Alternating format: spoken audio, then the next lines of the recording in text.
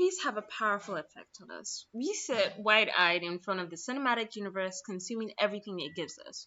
We take in its message, consciously or unconsciously, that this year is what will make us happy, because this year is what will make everyone happy. But what if the things we're told to strive for just aren't necessary for our happiness? When it comes to the to to LGBTQ plus literacy, what I've learned is that literacy. What I've learned is that I don't necessarily need all these things that the media tells me I need to survive. The subtle, sometimes direct push in movies and TV is that you need love, not just any love, but romantic love to survive. And without it, you will never be fulfilled. That's the implication, right? But life, as complex as it is, and some people may not be born gay, and some people may be raised straight, which means that people can be raised gay too. Yeah. I know how that sounds. But let's look at it as if we had an open community about these things. Humans can be free to explore their options because life isn't fixed and the unknown isn't necessarily scary, just new, right? And we'll figure it out as we've always done throughout history. And at the off chance we don't, oh well, we're gonna die anyways. When I look at that, right, and I read bell hooks, right, and all these philosophers and great intellectuals talk about a life well lived, right? That's when I look at the LGBT literacy. I'm sorry, I don't know what other word. They always seem to mention a propping off, right, of romantic love and a degradation of platonic, which seems like or has more attributes of a more pure and unconditional type of love. Love as defined correctly and as it ought to be defined. And then I look at asexual, right, and aromantic people who, by virtue of their birth or anything else, choose to abstain, from this thing that we all seem to need to be happy. And also, how much romantic love and community is not even a given. So this is my list. Although we should probably still have community, especially those who understand us, especially in our modern times where I think isolation is actually a problem. So don't think I believe in individualism or that people should aim for that. The research has shown that we need people for our happiness, and we should seek out community and people who understand us as much as we can. And even asexual and aromantic people, not all of them, because they're human, they're different, and they have faults. The point of this video is to humanize everyone, still have friends and loved ones. But simply how there are times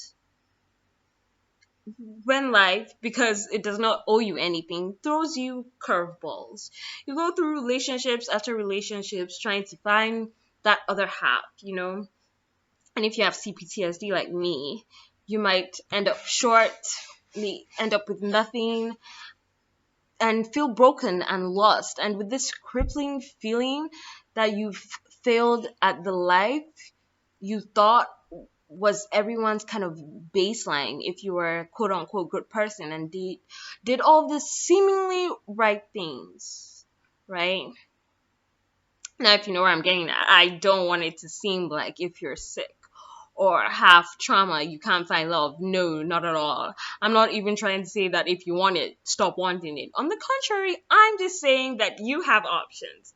And options to still live a fulfilling life, no matter how it turns out, even if it doesn't turn out to be, quote unquote, normal. That you And anyone who doesn't have trauma, because this is for you guys too, can still live a wonderful, fulfilled life growing old alone, dying alone, and that it simply doesn't make you any less of a person. And that, people, is what I call inclusion and inclusivity. That takes away the burden of the rat race to find everything that is supposed to give you happiness, which I actually hope to talk about in another video. So, in my conclusion, right, the gender nonconformists we have today say a lot about what we're told that as people we need in our lives to be happy. Takes a good look at our society, you know? Because it's almost abnormal, right? To see movies of different genres that star people of different backgrounds and livelihoods. I mean, I don't know how many horror thrillers or superhero movies I can count where the lead actor is queer and living a queer life. Maybe in the mainstream, maybe because I'm maybe in indie movies. I don't really watch that. Yet everyone around me is so quick to mention just how much the queer agenda is being thrust down their throats. Yeah, tolerance. Ugh, I hate that word. No one deserves to be treated as a second sex because of their birth gender, their race, and it might surprise you to know their sexuality and or their transitory nature. I'm trying to say trans people here. I'm sorry. I feel like we should all strive for a world where people are accepted and celebrated for who they are, regardless of how they identify. I also want to mention that how people treat trans and gay people is quite reminiscent of how they treat other races and women.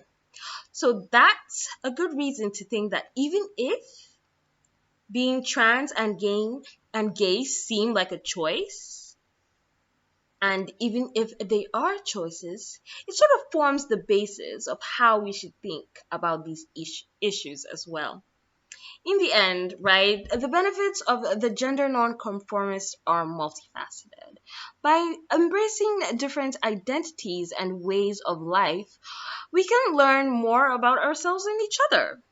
We can create a more inclusive society where everyone feels valued and respected. And ultimately, we can find happiness and fulfillment on our own terms without feeling the pressure to conform to societal expectations. Yeah, so that was my video for today. I hope I did a good job. You can tell me in the comments. Really nervous. Uh, yeah, so try my best. Like and subscribe if you can. Criticize me if you can. I don't know. That would be nice.